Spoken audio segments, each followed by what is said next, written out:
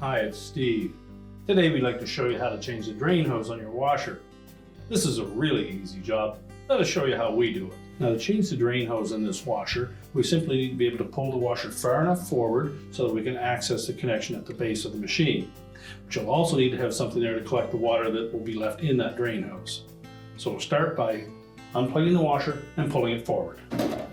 Now that we have access to the back of the washer, we'll make sure that we drain any water that may be in the existing hose into a container. Then, using a pair of pliers, we're simply going to squeeze that spring clamp and just slide it up onto the hose a bit. And then twist that hose to pull it off of the pump. And again, there may be some water that comes out of that pump outlet, so have something there to clean that up. And next, we'll take that clamp and remove it from the old hose, discard the old hose. And although the new hose appears to be a different style than the original, there will be an outlet and an inlet end.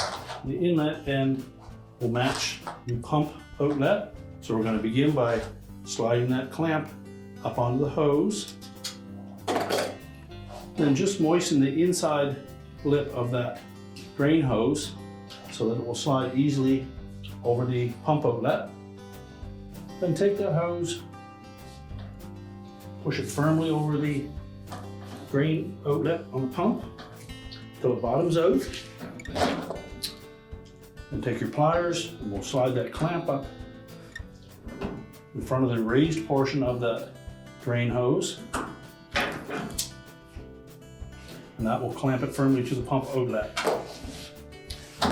Now we're ready to push the washer back into place, and the tapered end of that drain hose will fit down into your standpipe, and there's room to twist that hose into an elbow shape so that it will not get kinked. Now that we have the washer back into place, we've reconnected the drain hose, you're ready to plug the washer in, and your repair is complete.